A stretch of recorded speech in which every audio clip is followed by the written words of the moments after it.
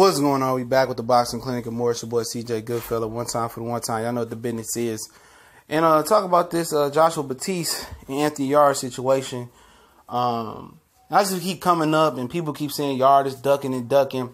And just because Eddie Hearn, Bob Arum, whoever the source is, or whoever the media source is, whoever paying them, or if Eddie pumping out his own narrative to make it seem like another fighter from another promotional company and network is ducking, fans believe that everywhere. No matter how many times Bob Arum and Eddie Hearn has lied to the fans and has hoodwinked fans over different fights, over the Wilder Joshua situation, over the Pacquiao Floyd situation. No matter how many times they make these in-house fights, these terrible cards, or these mismatches, people just still believe the narrative coming out their mouth. And I just tell you how gullible fans really are, all right? But, you know, Joshua Batiste, I checked him out, fantastic fighter. You could just say he got the potential to be a really, really good fighter, great fighter. 2016 Rio Games, he had a bronze medal. He got technique, hand speedy from Ghana. I like his balance. I like his fluidity with his movement. But at 7-0 with 5 knockouts, what qualifies him to fight Anthony Yarde? If they truly want him to fight Anthony Yarde, you got to wait your turn to step up. What does Yarde gain from fighting Joshua Batiste? When people say, well, Eddie's paying him and this and that, it just sounds like they just want to ride Yarde's coattail. They want to clout chase off of Yarde's popularity that Frank Warren has built for him. Frank Warren has moved Yarde the right way. It's a guy that had limited amateur fights, a guy that's been moved around carefully because he didn't have a large amateur background like Joshua Batiste. And they built him up right. And a lot of people in London and a lot of people in America, well, some people in America know who he is. So he's starting to make noise, and Eddie wants to ride that coattail. See, if Eddie really wanted to ride the coattail, really wanted to do something with Anthony Yarde, he could have put Anthony Yarde in there with Callum Johnson. Or he could have offered Anthony Yarde lucrative money, come on the zone, and fight the winner of Better Beef and Johnson, even though, you know, Yarde turned down a Better Beef fight, and that's probably because Better Beef was experienced pro. He's the monster, the boogeyman of the division. But not only that, Better Beef doesn't bring a lucrative payday. So his notoriety is jack shit in America, and you really don't get no notoriety amongst the casuals. You beat Kovalev, you become an instant commodity, not a large commodity, but an instant commodity, and you probably get an HBO network deal. And that's a good pipeline to one up Eddie Hearn for Frank Warren. You know what I'm saying? But like I said, Batiste is hopefully I'm saying his name right, great fighter, accomplished amateur. Maybe he could be Yarde, but what does Yarde gain? That's what you got to ask yourself. Just because Eddie Hearn is throwing something out there, making it seem like Anthony Yarde is ducking him, how can you duck a guy that's 7-0 with 5 knockouts? Legitimately, a guy who doesn't have half the buzz, or a quarter or 10% of the buzz you have in the UK. This is not a big fight where it's gonna sell out Wembley or probably even sell out the O2. Now that Eddie Hearn can't ticket scout unless they put a fantastic undercard. It's not gonna bring Anthony Yarde this huge bag, you know, because at the end of the day, Anthony Yarde can't do nothing but go down in his rankings for fighting Batiste. Win, lose, or draw. It's not gonna give him a big title shot. It's not gonna put him on a pedestal as one of the greatest UK fighters or the best UK fighter of the year. No, he has everything to lose in a fight versus Joshua Batiste with nothing to gain. Batiste has nothing to lose if he lose. Oh, he lost to Yarde.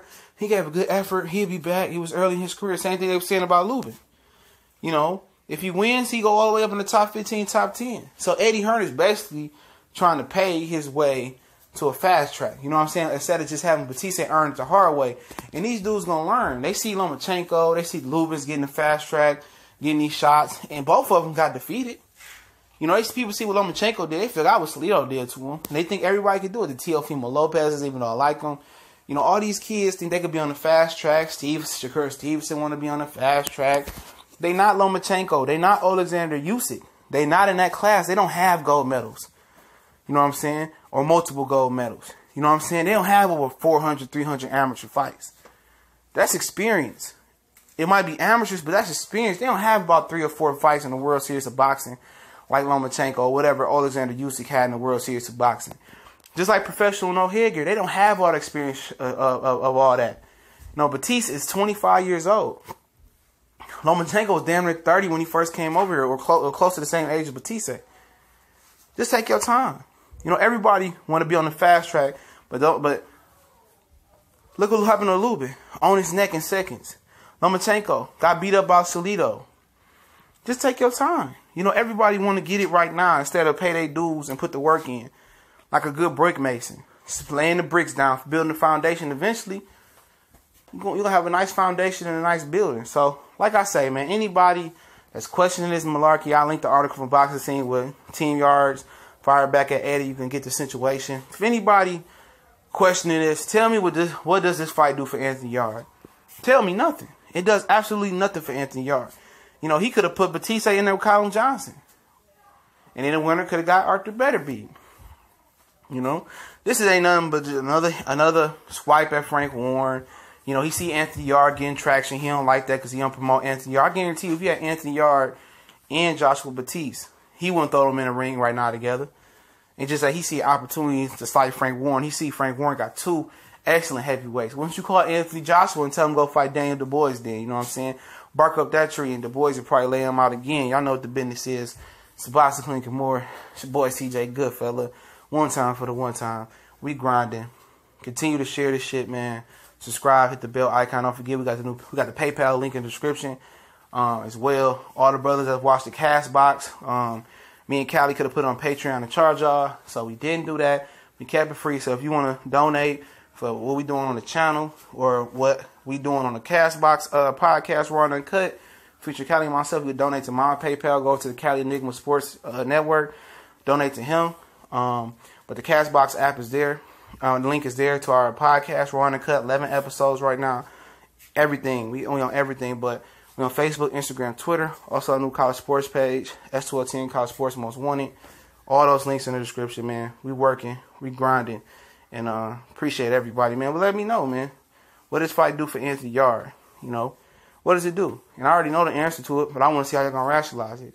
But y'all know what the business is. One time for the one time. We gone.